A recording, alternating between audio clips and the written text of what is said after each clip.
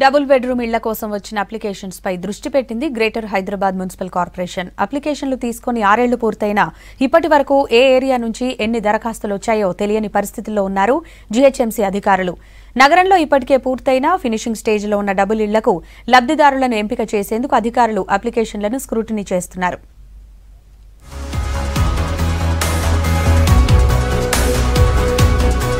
Greater Hyderabad municipal కార్పొరేషన్లో హైదరాబాద్, రంగారెడ్డి, మేడ్చల్, మల్కాజ్గిరి జిల్లాలు కలిసి ఉన్నాయి.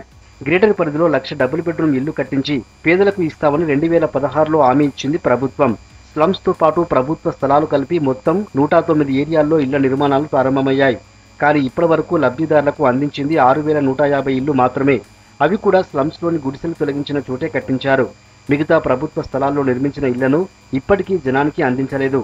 ప్రభుత్వం ఇస్తామని హామీ ఇచ్చిన 1,00,000 డబుల్ బెడ్రూమ్ ఇళ్లలో ఇంకా నిర్మాణంలో ఉన్నవి 97,000. వీటిల్లో 60,000 దాకా ఇల్లు పూర్తి స్థాయిలో నిర్మించగా మిగిలిన వాటికి నిధులు లేక ప్రభుత్వం డబ్బులు ఇవ్వకపోవడంతో కాంట్రాక్టర్లు మధ్యలోనే పనులు నిలిపివేశారు.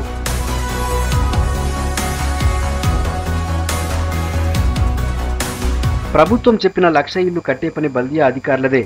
లబ్ధిదారులను గుర్తించి ఇళ్లను అందించే బాధ్యత రెవెన్యూ శాఖ చూసుకోవాలి. కానీ ఇప్పటి వరకు లబ్ధిదారుల గుర్తింపు ప్రక్రియ అనేది మొదలే కాలేదు. ఇప్పటికే కేంద్ర ప్రభుత్వం కూడా అనేక సార్లు లబ్ధిదారుల జాబితా ఇవ్వాలని, లేకపోతే తాము ఇచ్చిన నిధులు వాపసు ఇస్తారా అంటూ హెచ్చరించింది.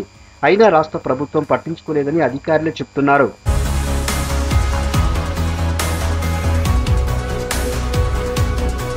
కేంద్ర ప్రభుత్వం నుంచి ఒత్తిడి ఎక్కువవుతుండటంతో లబ్ధిదారుల ఎంపిక ప్రక్రియను ప్రారంభించారు బల్దియా అధికారులు. లబ్ధిదారులను గుర్తించేది రెవెన్యూ శాఖ అయినా వాటిని స్క్రూటినీ చేయాల్సింది మాత్రం జీహెచ్ఎంసీనే. ఆ కార్యక్రమం బల్దియా హెడ్ ఆఫీస్లో ప్రారంభమైంది. జీహెచ్ఎంసీ బిల్ కలెక్టర్లు, ట్యాక్స్ ఇన్స్పెక్టర్లకు ఆ బాధ్యతలు అప్పగించారు. గ్రేటర్ పరిధిలో డబుల్ బెడ్రూమ్ ఇళ్ల కోసం దాదాపు 6.5 లక్షల అప్లికేషన్స్ వచ్చినట్టు జీహెచ్ఎంసీ కమిషనర్ తెలిపారు. వాటిలో ఏ సర్కిల్ నుంచి ఎన్ని వచ్చాయి, ఒక్కో ఇంటి నుంచి ఎన్ని, డూప్లికేట్ అప్లికేషన్స్ ఎన్ని, ఏ సామాజిక వర్గానికి చెందిన వారి అప్లికేషన్లు ఎన్ని అన్న దానిపై స్క్రూటినీ చేస్తున్నారు. గ్రేటర్ హైదరాబాద్ పరిధిలో మొత్తం 30 సర్కిల్ ఉండగా వాటిల్లో ఎక్కువ అప్లికేషన్స్ ఎక్కడి నుంచి వచ్చాయో వాటిని బ్లూ కలర్ డ్రమ్స్లో వేస్తున్నారు. ఆ తర్వాత లెక్క తేల్చి రెవెన్యూ శాఖకు పంపుతామంటున్నారు బల్దియా కమిషనర్ లోకేష్ కుమార్.